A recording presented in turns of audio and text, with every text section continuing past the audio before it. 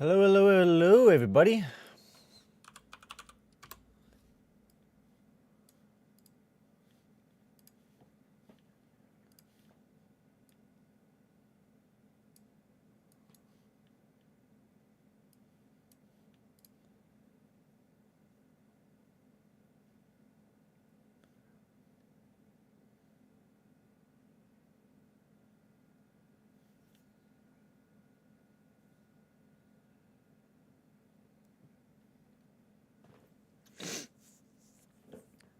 Hello, everybody. Welcome back to another episode of the Payton on the Radio podcast. Today we got episode 12 today.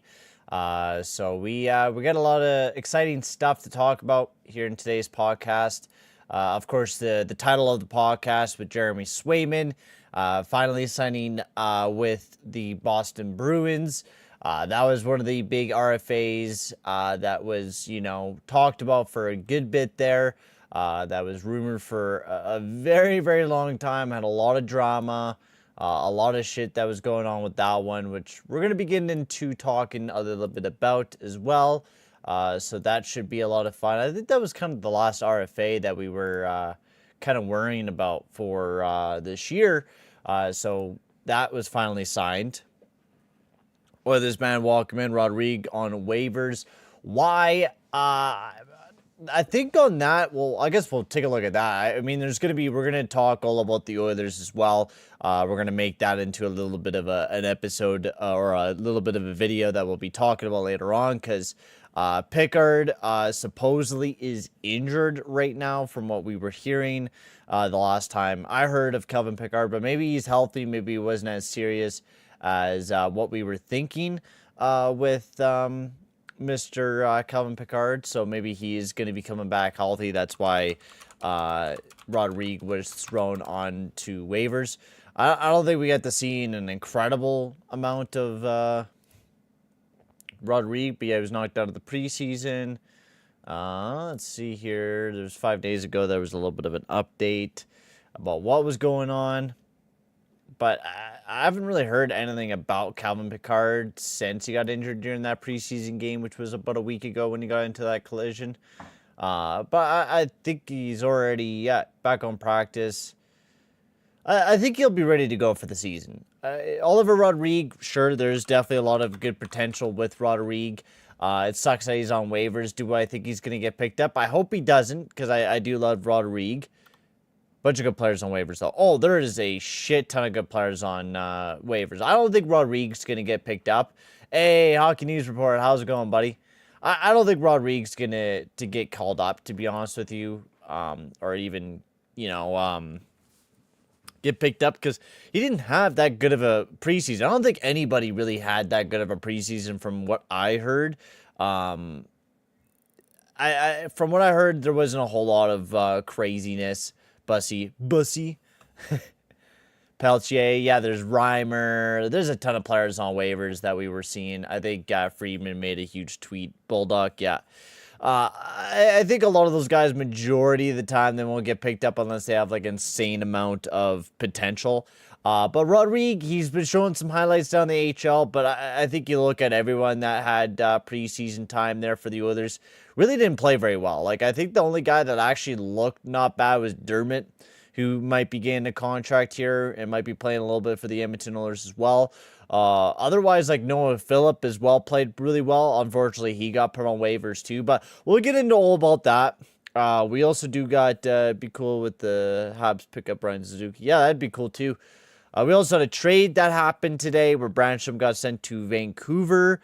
Engvall got put on waivers as well. So tons of crazy stuff that went on throughout the entire NHL. Kind of getting ready for the regular season to start up, which is about to start up this upcoming week. I wanted to really do a live stream with the games coming up this week, but unfortunately I will not be able to because there is a game tomorrow, which I could technically do that one, but I won't be able to go live for any of the games this upcoming week. Probably up until like October 19th, 18th. I'll probably be able to go live just because right now I'm going to be busy as all hell. over the next few days. Plus, my parents are coming to town, so I won't be able to go live for any like play-by-play streams. But I'm definitely gonna be doing some this year. OGRs are gonna be returning. I guess not an insane amount of OGRs, but we're going to try to do one every once a week at least. The first one probably won't be released until that 19th weekend. But let's get into the very first topic of today that I want to get into, which is Jeremy Swayman signed a huge $8.25 million deal a year. Overall, $66 million for 8 years. For Jeremy Swayman, there was a shit ton of rumors. I'll see the Owls versus Habs live first. Oh, nice. Awesome, dude. I hope you enjoy that game. But Jeremy Swayman signed a huge contract finally with some no movement in there and also a modified no trade clause. This was a massive shitstorm, to say the least. There was so many rumors and, a lot of shit talking, and there was a lot of drama with the whole Jeremy Swayman deal that happened last week, where Cam Neely came out, was like, there's $65 million reasons why Jeremy Swayman should be playing. After that kind of came out with the press conference, there was tons of rumors circling around about Swayman asking for a trade out. And potentially that could have been the case. And now finally, today, early this morning, Swayman signed a huge deal with the Boston Bruins. Finally getting him locked up. Finally getting him going. Because to be honest with you, Swayman is everything for the Boston Bruins this year. He really is everything for this team. He is the guy that they need to get him signed to.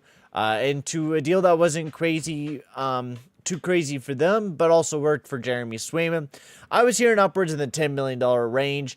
A lot of Boston Bruins fans are now hoping that he really performs, and I think Swayman will live up to his potential. I think Swayman, the way that he has played over the last few years, he's been terrific. He played amazing in the playoff run for the Boston Bruins, throwing up a .930 save percentage. He was doing good in the regular season. Now, the biggest thing is he's going to be taking a bulk of the games. I do think Jonas Korpisalo, though, is going to be playing a good bulk of the games as well. I do believe he's going to probably play upwards of 30 to 20 games a season for Korpisalo. That I think Korpisalo might be able to turn himself around. You really take a look at the great goaltending coaching that the Boston Bruins do have with Bob Esna. They do have some great goaltending coaches that can really turn some players around. And Korpisalo has had some good moments. He looked great in LA back in 2023 for those first few games. Didn't look that bad in Columbus in certain spots. But Korpisalo is kind of a wishy-washy type of goalie. Some days he looks like he's going to be that top-tier starter, and then other days he doesn't look like that top-tier starter. So that's the biggest question here for the Boston Bruins is how well will their tandem be? I know there's a lot of question marks on Korpisalo, but to be honest with you, he played the most games that he's ever played in his entire career, 55 games on an absolute atrocious defensive core with the Ottawa Senators. I think Korpisalo could turn out to be a very good goalie. He's a very sporadic goaltender, moves a lot in the net. But I do like a lot of the things that Korpisalo does do, and I think he could be a decent netminder for the Boston Bruins. He's not going to be your starter type of guy that the Ottawa Senators were thinking he was going to be, but as a backup, kind of like a 1B type of guy, I think he could be a very, very good goaltender for the Boston Bruins, especially with how well they are defensively. But the whole big thing is that they needed Swayman to be signed back on the team. That was the biggest thing. You needed Swayman to be back on the team. You need to lock him up because he was your featured guy. You trade away Linus Ullmark to make sure that Swayman was going to be your number one guy. I honestly think with everything that Cam Neely did, throwing out that number out there, kind of threw a little bit more pressure on Swayman to sign the deal. Because I bet you not there was a lot of back and forth. And, with how the negotiations went, I think it was last year in arbitration where Swayman felt like he wasn't really respected that much by the Boston Bruins. I think that definitely pushed him to be a little bit more harsher during these negotiations with the Boston Bruins. And I think that's when Cam Neely came out and was like, enough of this bullshit. Let's just pull it all out there. We're offering you this $65 million deal, which was almost what it seemed to be. It ended up being $66 million, so an extra mil than what Cam Neely was throwing out there.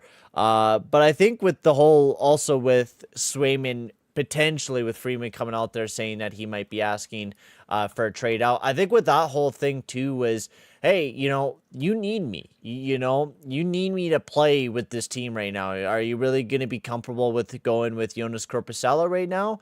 No. Okay, well, then sign me to the fucking money that I want you to sign me to, because you threatening me this type of contract, I'm just going to threaten to basically be traded out. And I think there's a lot of back and forth between the two teams. And at the end of the day, they struck a deal. They finally got the deal signed to Swayman. I think at the end of the day, negotiations are tough, especially in the hockey world, especially business-wise, right? Cam Neely and, Montgomery and Sweeney, they're all looking at it as a business. They're looking at Swayman as a business move. Is he going to be the way that, he's going to perform? Is he going to perform with that type of money? Is he going to be that number one guy over the next, decade, basically, or half a decade, right? Is he going to be that number one guy? And I think he will. I love Swayman. I think Swayman is going to be an amazing goaltender for the Boston Bruins moving forward. I think he's that guy that could potentially even help them win a cup because of how good he is. We were talking about the Boston Bruins and the tier list that we made not that long ago, which I'll have to pull up here, but he did very, very good in that.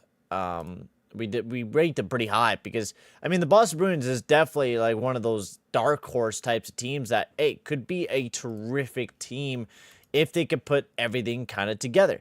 This is a team that could be a very, very deadly team. It could be a very exciting team.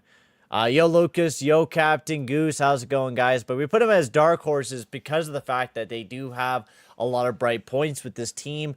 And I think the Boston Bruins could play very well. And I think Swayman is that guy. If he has a terrific season, this team could be absolutely insane going into the playoffs and having a great regular season. So I'm very excited to see how well the Boston Bruins will do.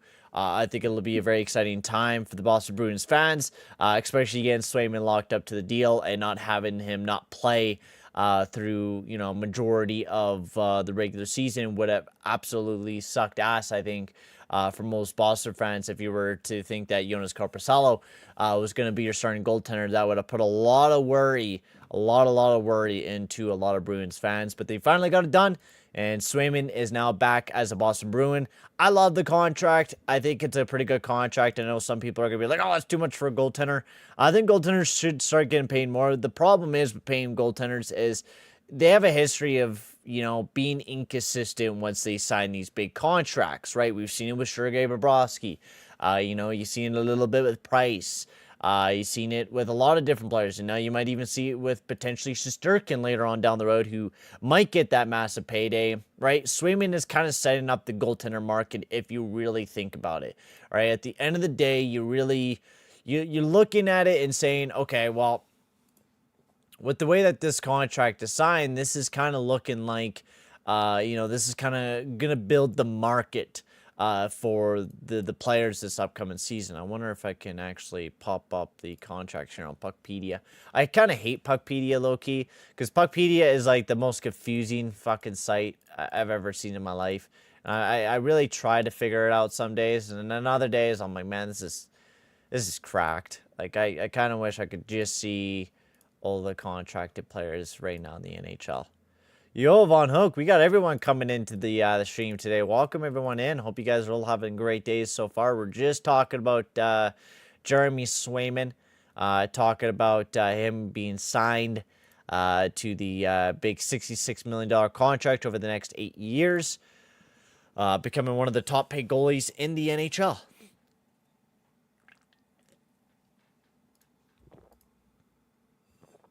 Oh, man.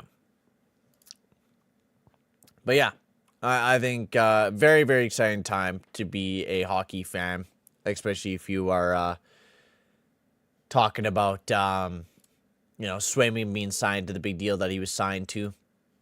So That's pretty much it with Jeremy Swayman. That is all with that. I do want to talk about another thing, though. I want to talk about the preseason because the preseason was a big topic of debate about so many games during the preseason, and there was a lot. And honestly, I didn't really watch very much of the preseason games. I will come out there and tell you straight up. I like watching a bit of the highlights here and there, but I really don't care too much for the preseason. I mean, as an Oilers fan, it doesn't really matter to me, because I mean we mostly sucked in the preseason. But to be honest, the preseason's it's like practice. You know what I mean? A lot of these guys are getting warmed up. You get to see some of the younger players play, which is cool, and that's really nice to see. But a lot of the time, a lot of people I think overtake or look at the preseason with too much of a keen eye. There was a lot of crazy stuff that happened this preseason, and for one, I think there's too many games in the preseason. I believe 8 games in the preseason I think is way too much. I don't think you need that many games to evaluate your talent when, first of all, you have the prospect games, and then you have like another few games ahead of time, and you have a whole camp, and then you got 8 games, and then you got to play 82, and then if you make it to the playoffs, you got to play way more. So it's just a lot of hockey. And to be honest with you, with the way that this preseason kind of went and what we've seen a lot of games with the Montreal Canadiens, holy crow, with Jack laying a big hit on Stützle. We had Laine fucking almost breaking his knee. Reinbacher also breaking his knee, basically. And just so many injuries over the preseason that was just absolutely insane. Drew Doughty fractured his ankle, will be out for month to month as he had a surgery, right?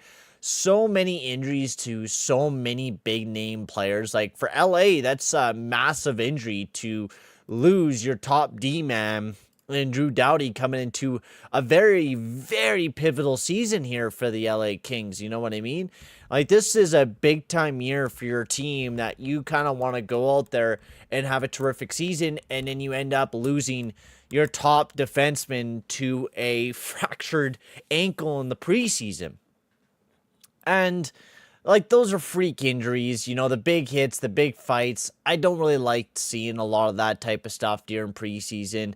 I get some players want to prove their spots, and we've definitely seen that from whatever the fucking kid, Pac or whatever, Paquette or whatever the hell that kid's name is that absolutely destroyed Laine. We'll probably never see NHL time. And I know a lot of people are like, oh, I want to see a suspension. But to be honest with you, he's not a guaranteed NHL player. And at the end of the day, like from what I was seeing on 32 Thoughts even, they were talking about it. And it wasn't like it was, he didn't have no intent to absolutely obliterate Patrick Laine. He did want to hit him. He did want to lay a check in. But at the same time, from what other knee injuries that are like knee-on-knee hits that you have seen in the past, it wasn't as bad. But the guy is not a proven NHL player. If the guy was a proven NHL player, I bet you probably would have seen a game or two suspension towards him. But at the end of the day, you know, I don't think he's ever going to see NHL time, especially after that. You kind of break an unlawful rule of, you know, injuring a player that is already dedicated to the NHL, already has a spot, and you're trying to prove yourself. I don't think is the greatest way to go about it. Absolutely nailing a guy with a knee-on-knee hit. Definitely not the way to go in that hit. It was absolutely wild. Laine got destroyed. But besides that, I think we need to lessen the amount of games that are during the preseason at the end of the day. I'm not that big of a fan of it. I think you need a lot less games. You don't need so many games. I don't think you need to play a lot of your big top guys. It's fun to get them kind of going, but at the exact same time, you really don't play with a whole lot of heart. Like, everyone's like, oh my God, the Oilers are fucking, they're absolutely dog shit. They're looking horrible and, you know, all this shit. And yeah, maybe some guys that are playing off the wall, and then you go into the regular season and they play absolutely dreadful, like Ty Ratty. So I really don't take the preseason as seriously. We'll have to see once the regular season actually starts how well the Oilers are playing, or just how any team will play. Like the New Jersey Devils, like they got off to a crazy start, beating the Buffalo Sabres twice already and playing very, very good. I don't know about Buffalo, but man, New Jersey is looking quite good. I know I wasn't very, you know, liking them very much. At the starting of last stream, I was like, I don't know how well they'll do. They're like kind of a dark horse in my opinion, but they might be cup contenders, to be honest with you. They might work their way up that tier list, but I might change the way that the tier list is. I might remake a lot of that tier list. So I've seen some death and injury wishes to Jack Guy and the other players from this, some Habs, Sens, and Leafs fans. Yeah, I don't get that. Like, I think Jack Guy should settle it down during the preseason, in my opinion. Like, I think he's breaking a lot of, like, just rules that you shouldn't be breaking. Like, you already basically have an NHL spot. Why do you got to go out there and try to, like, kill motherfuckers during the preseason? Kind of makes no sense to me.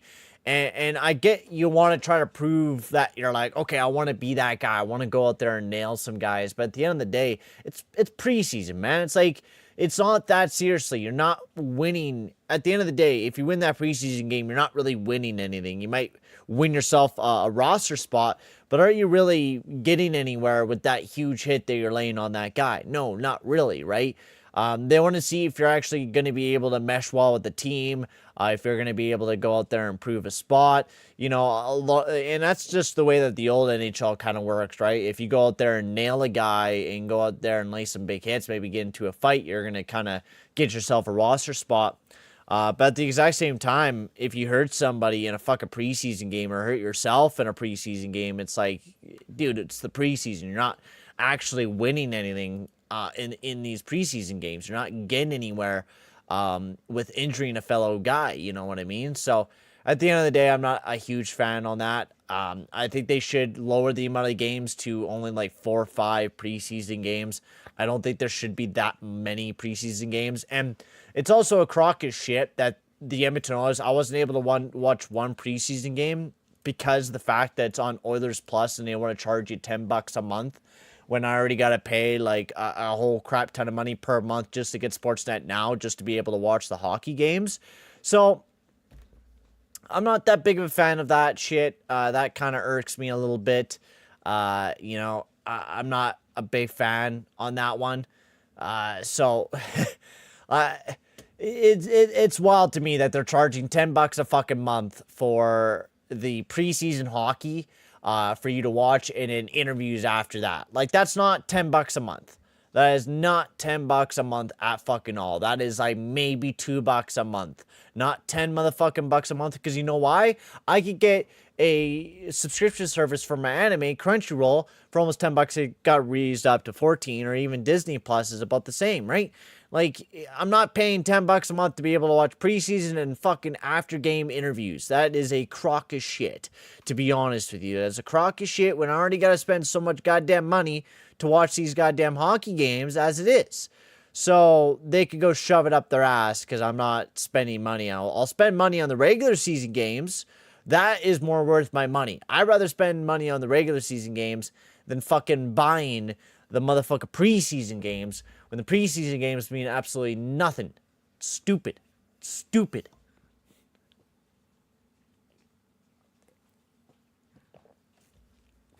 I actually seen a guy there the other day. It's Oilers Dark or whatever. Oilers After Dark. And he was legit like live streaming the games off his YouTube channel. Like the Edmonton Oilers like threatened him and everything that they were gonna copyright him, like take it as a warning, like take that shit off or whatever. And I was like, holy crow, that's the craziest thing, dude. Craziest thing. But I don't know. I think at the end of the day, lower the amount of preseason games. We don't need that many. We don't need to start the season off with this many injuries. But I think also the reason why injuries happen too is, you know, you haven't played in a while. You know, it's been a bit since you have played hockey. And it is easier to kind of injure yourself when you're just getting back into the game and getting back to skating hard and getting back into, you know, getting back into the flow of things. It's very, very difficult. So I get it.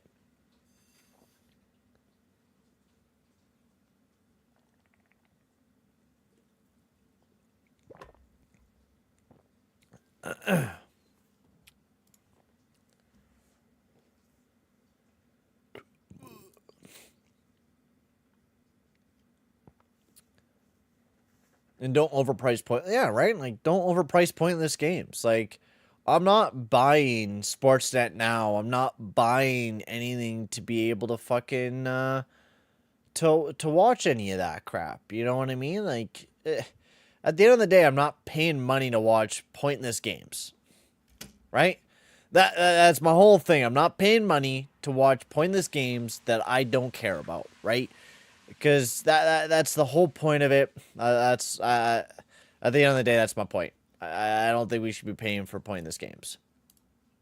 So let's get into the Edmonton Oilers. This is going to be a little bit of a video that will go up on the channel as well, because I do want to make a separate video from that.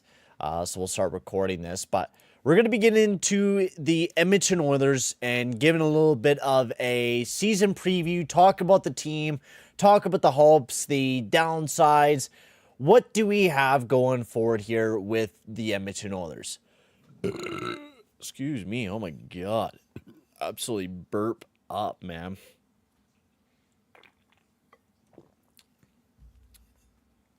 So we have a lot of things to talk about here with the Edmonton Oilers after preseason. We sent everyone down. Josh Brown gets sent down on the AHL, boys. I just want to start this video off. First of all, actually, I'll restart that. We'll make this a separate video, and I want it to be at least a half-decent intro, so I'm not trying to edit through a trash fire intro for the video that I'll be uploading later on the channel.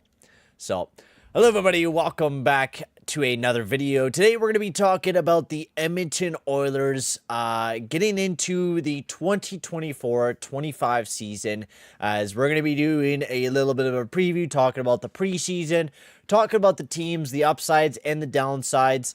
Now, this was filmed live on the Payton on the Radio podcast, which is why we got all the cool stuff around us. So if you ever want to come check it out, please hit that like button and hit the subscribe button. Check out the Discord, because I always post on the Discord when I will be going live. The link will be down in the description below. Check it out if you want to see me live. I talk all about all sorts of stuff. We're going to be doing tons of live streams throughout the year too, doing like live play-by-play streams. We're going to be doing podcasts. We got tons of content planned for this upcoming hockey season, if I have time, of course. But let's get into talking about the Edmonton Oilers, as we also have the chat on the side there. We'll be talking a little bit with them as well. Getting into talking about the preseason, which the preseason was dreadful, to say the least, for the Edmonton Oilers. Now, to be honest with you, I don't care about the preseason. With the Edmonton Oilers, for the matter of fact, charging $10 a month to be able to watch preseason games, I looked at that price and was like, you know what, that's not very much worth it. That's like half of my hour of my paycheck a month, and I really don't want that. I don't want to pay for preseason hockey. If anything, I'd rather pay and go to watch a preseason game.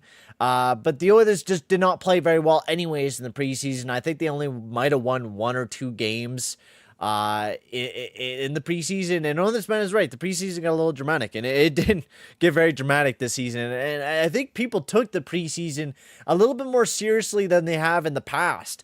I think with the Oilers playing bad in the preseason is not a bad thing. Most good teams don't play well in the preseason.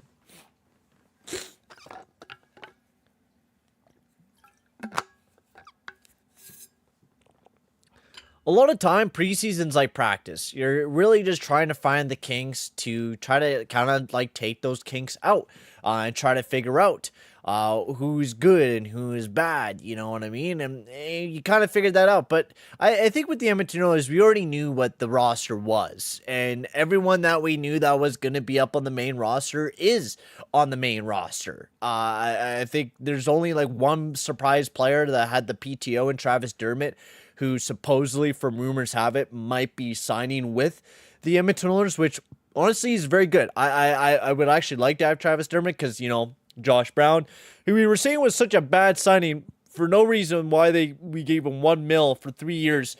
I don't know why. I thought that was trash signing, and I was like, man, we're going to play this fucking idiot, aren't we? Like, we're going to really play this absolute buffoon. But today, he was put on waivers, and everyone in Oilers land were fisting, like just absolutely fisting They were absolutely fisting people because they were so happy that Josh Brown was sent down on the waivers because of absolutely how much of a bombshell this guy is. He is not good at all. He's not a very good defenseman. He's been all around. Played a little bit in Florida, played in Arizona the past year. And he was atrocious analytically. Like, this guy is bad, not good at all. And for some reason, we paid him $1 million for the next 3 years. So I don't know why, but we did.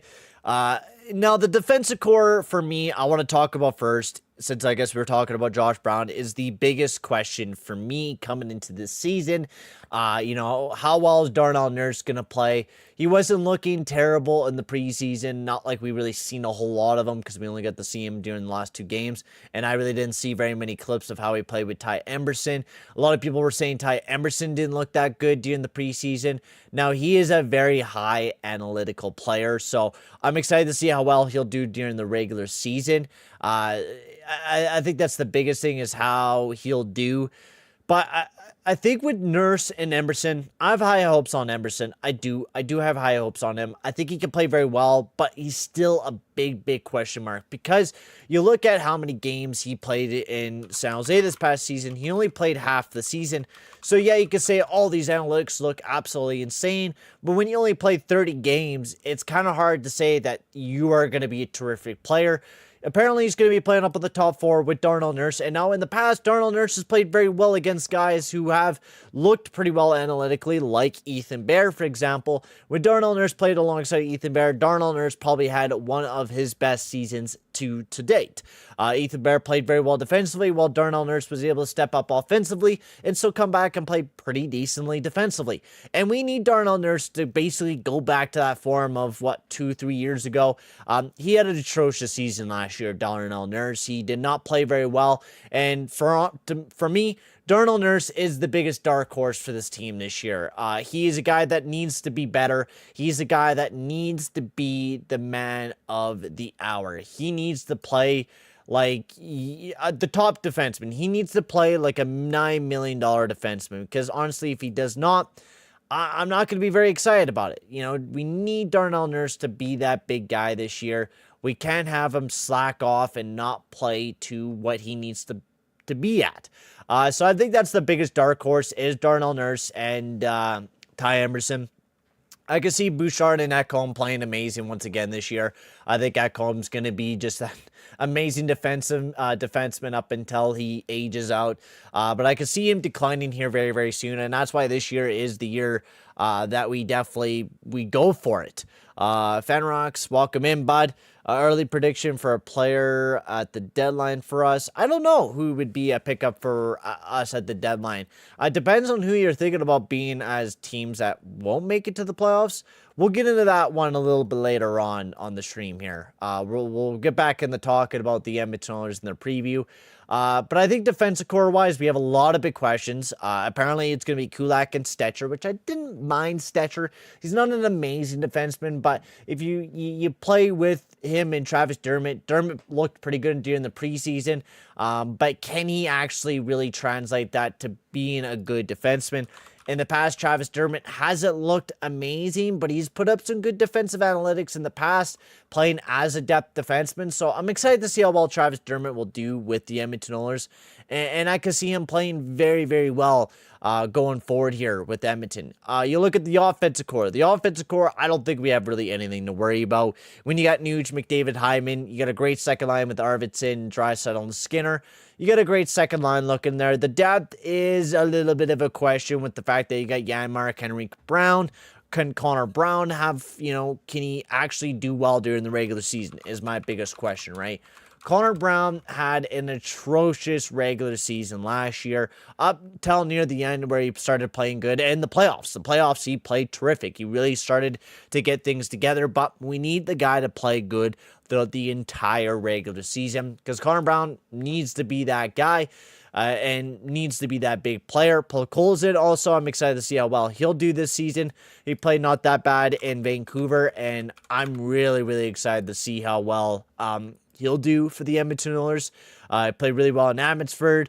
Hasn't really been able to really translate that to the NHL. The last good season he had was way back in 2022. Ever since then, he hasn't really gotten a whole lot of ice time with the Vancouver Canucks since they have improved so fast and kind of pushed him down a little bit more. There's so many wingers there that he just doesn't really have a spot until now, and hopefully he will play quite well with the Edmonton Oilers as well. So I'm very excited to see how well the Edmonton Oilers will do. Evander Kane will be out for the beginning of the season as well, probably up until January.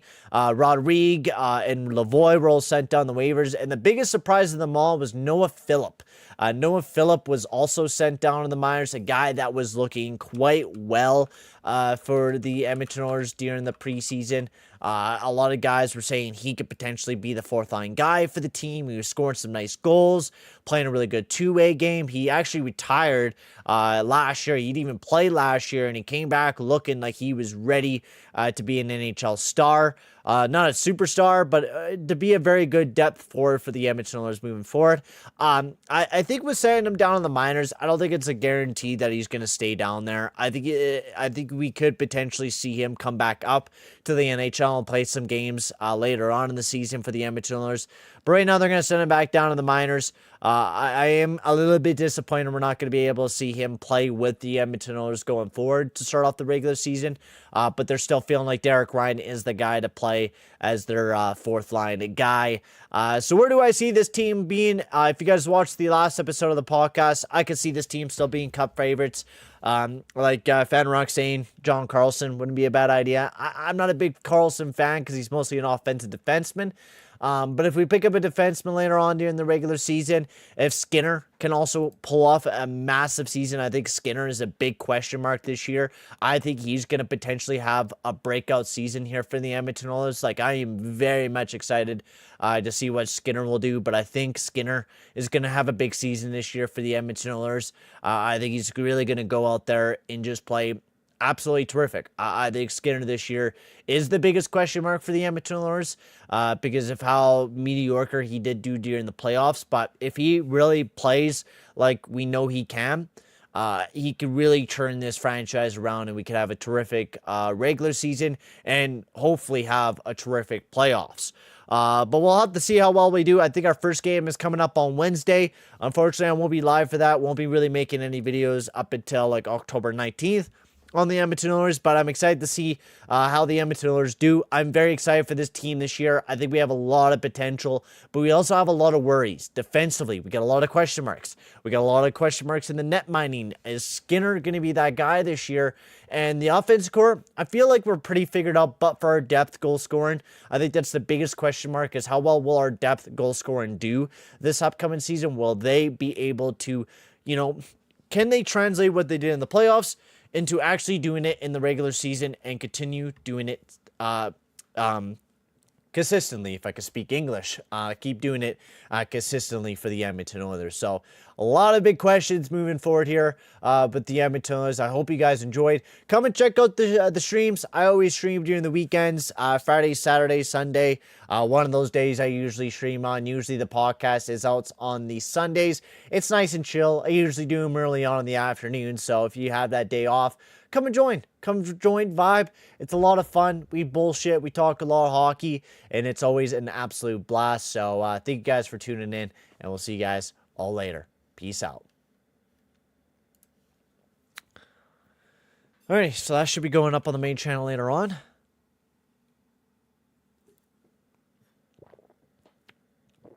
Oh, man. Brendan Dillon is now hated by the entire Sabres fan base.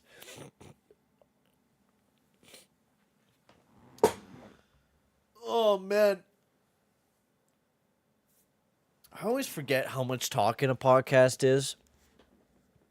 Because once I get to the 39-minute mark, I'm like, oh, my God. Like, what the hell just happened here, man? I feel like I'm so exhausted. Like, when I play my games, I'm, like, so relaxed. And I'm, like, calm. These just drain the energy. They suck the soul out of me because I'm, like, always just looking for more information. And, oh, man. I don't think there's very much else to talk about. We're going to talk about that trade here in a bit. Unless you guys got something to talk about here. I would love to hear it. If you guys got any rumors, anything you guys want me to talk about, let me know. Pulley Arvey has been amazing. I don't know if you guys I don't know if you guys have seen that. But Pulley Arvey has been looking quite well during the preseason for the Pittsburgh Penguins. After, facing so many injuries and so much adversity, I am super, super, super excited to see how well he will do. I think he's going to be absolutely insane this year. Very, very much excited to see how well Pulley Arvey will do. I'm definitely going to be watching a few Penguins games this year to see how well he'll play, but I'm very excited to see that.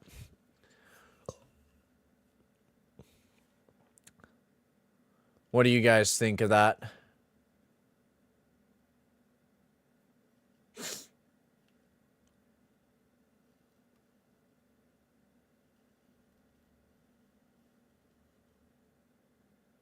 Oh man, so Eric Branstrom was traded to Vancouver, right? And then they placed him on waivers. So Vancouver acquired Eric Branstrom from the Colorado Avalanche for Tucker Pullman and a 2025 fourth round pick. And then they throw Eric Branstrom in on waivers. I mean, Brandstrom's already he's aight. He's aight. But imagine if Colorado does claim him back. I actually kind of like that move for the Colorado or for the Vancouver Canucks, because Tucker Pullman sucks. He hasn't even played any hockey games for quite a while, but he goes off to Colorado. I mean, Colorado I don't think was even going to really use fucking Mr. What's his face? Brancham, anyways, because they got, Shillington, they got Ludwig, they got Dahan. He already got a pretty deep defense score. Like, Brancham is really going to have to push himself in there to even figure out a way to get into that lineup. You know what I mean? Like, it's a good trade for the Vancouver Canucks to get Tucker Pullman to finally off your roster. But the fact that you're able to get Brancham and open up some more room for some of your other guys, not a bad deal on both sides.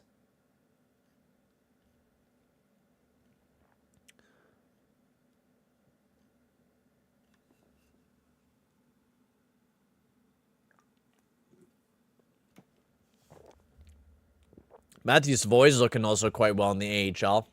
2 assists and a goal with the Bakersfield Condors. I think in the game last night, I do believe it was. But Matthew Savoy was, I think Matthew Savoy is going to be an insane level fucking player for the Edmonton Oilers, to be honest with you. I think he's going to be really, really good. I think it's going to be incredible with the way that they play.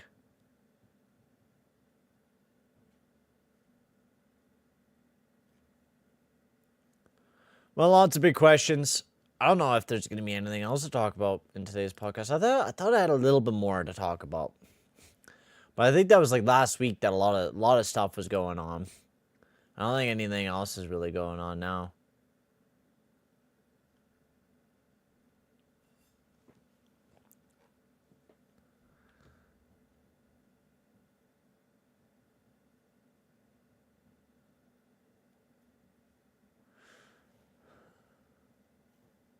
Pulley-Arvey's a bust. Oh, yeah, Van Hook. Yeah, for sure. Pulley-Arvey's definitely, like, I agree with you. Jesse Pulley-Arvey is definitely a bust. Like, he didn't grow to what he was potentially supposed to be at, without a doubt. I think he could have a very good season with the way that he was looking during the preseason. Now, preseason, you could have an insane level fucking preseason and still come out play like trash. But I'm excited to see how well a healthy Pulley-Arvey will do this year and see how well he'll be able to perform with the Pittsburgh Penguins team. I'm very, very excited to see how well he'll do.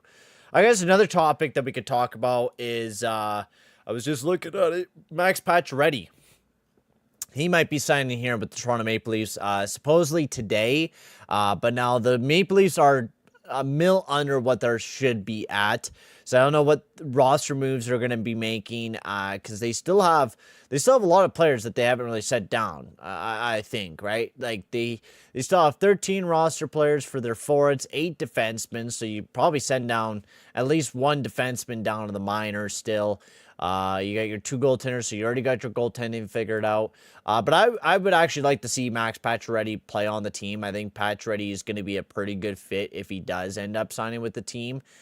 just because, you know, he's a goal scorer. He's a depth goal scorer for the team that doesn't really have a lot of depth goal scoring. You know, your top two lines are great, and then your depth, you got Dewar, Holmberg, McMahon, Comfreys, Yankeruk, and Robertson, right? Robertson's pretty good goal scoring wise, but to get another guy like Pacioretty, who's a great playoff performer, and if he could stay healthy, if Pacioretty could stay healthy, Pacioretty could be a very, very good player for the oh my god, why am I fucking brain farting? For the Toronto Maple Leafs. I think he could be a very, very good player for the Toronto Maple Leafs if he does end up playing with them.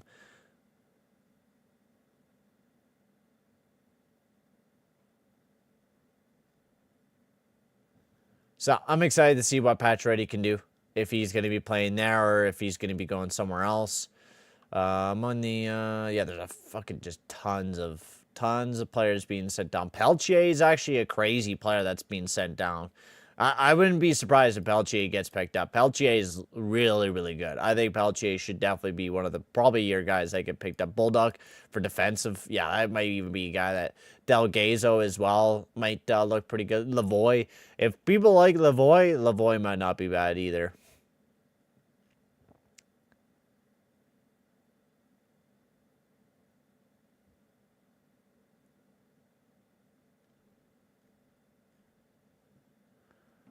Oh man, alive. Thank you guys for all tuning into this very kind of quiet stream. We're trying to define some stuff. But I was actually just taking a look at some analytics. Emerson and Nurse actually played quite well in that last game against Vancouver. I'm actually really excited to see how well they'll do. I'm very excited to see how well Emerson and Nurse will play throughout the season. Like, I think they're going to be pretty good alongside of each other, to be honest with you. I think it's going to be very exciting. Uh, uh, in my opinion, I think Emerson's going to really be well. I think Emerson's going to be that big fix for our defense core. I think he's going to help a lot with the team. I think because he's a solid defenseman. Like from the analytics that I've seen of him from a while ago, is that he's very, very good defensively. And if we could get a very, very good defensive player alongside a Nurse, I think it could be a very good pair. Like, Nurse was stuck with goddamn Cece, who doesn't even know how to play defense or offense, right? So you're sticking him alongside of that guy. You just don't know what to really do, right? So if you get somebody like a Emerson who plays a very solid defensive game, now the question is, can he do it throughout the whole season, right? That's my biggest question is, can he do it throughout the whole season? If he can, then fuck, awesome, perfect, like terrific.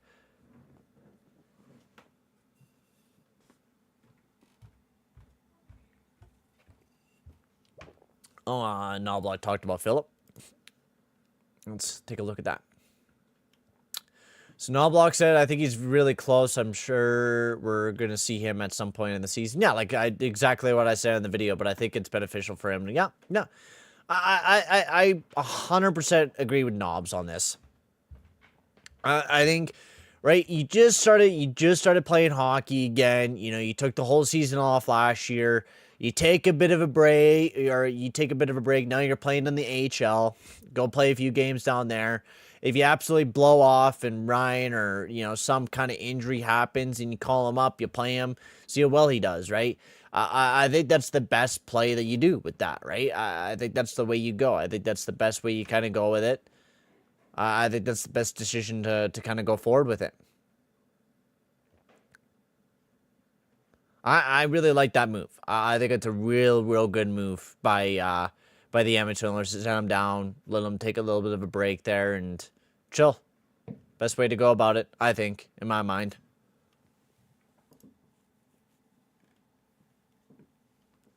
But I pretty much agree with Knobloch. I think he's a great coach. So I think I think that's the best course of action right now for the Edmonton Oilers is to go with that. Derek Ryan's a more proven NHL guy. Send him down in the minors. Make him play a little bit. We got a pretty good minor league team this year, too, so it should be pretty entertaining, I think.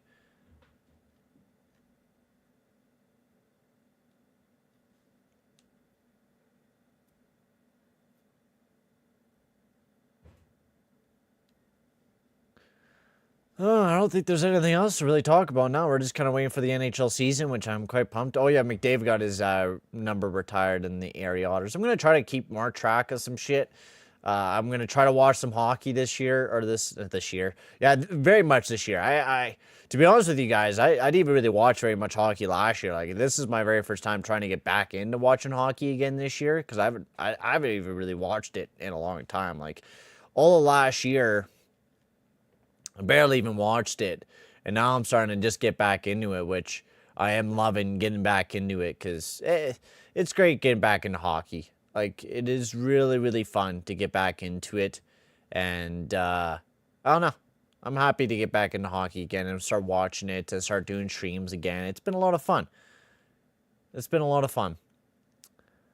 But unless you guys got anything else to talk about, I think we pretty much talked about everything that we got to talk about with the Swayman situation. We already talked about the Edmonton Oilers. We could talk about so many other teams. We could do a whole fucking preview, but we already did that in the last stream, where we talked a lot about all that shit and what I think is going to happen, who I think is going to make it into the playoffs, who's the dark horses and all that sort of stuff. So we're just kind of waiting for the start of the season. Really, at the end of the day, we're just kind of waiting for the start of the season to start, and wait for that to begin, which I'm super excited for.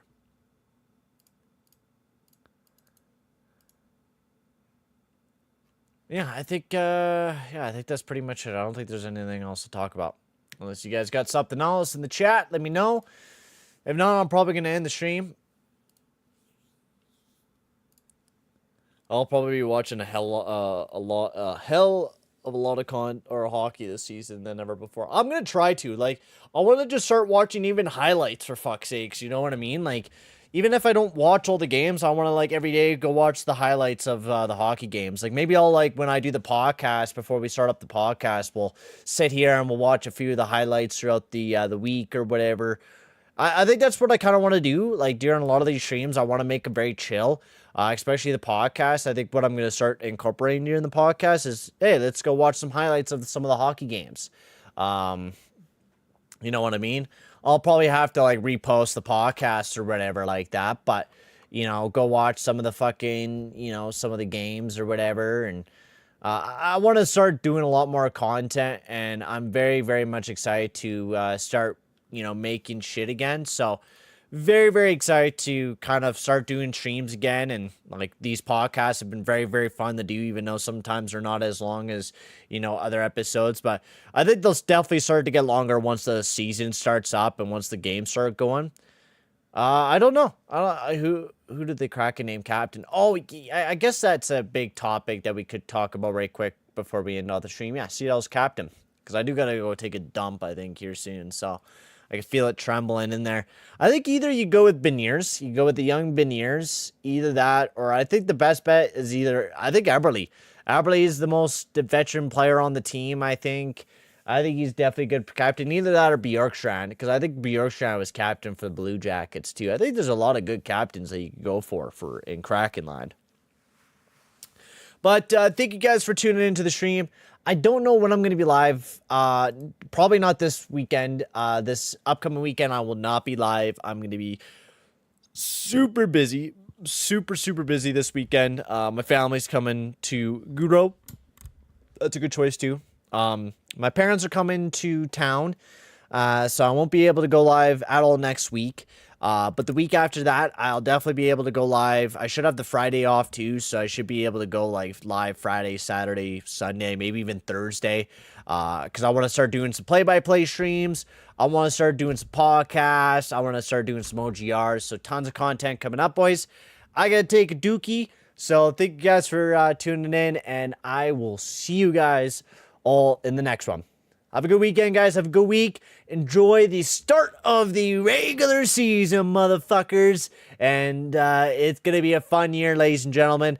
I hope to see you for some of the live play-by-play streams that I'll be doing throughout this year, I hope. I hope to see some of you guys there. Van Hook, Lucas, Van Rocks, Oilers, man. I hope to see you guys there. Hockey News Reports. Thank you guys for all tuning in to this lovely stream. And, yeah, I'll see you guys all later.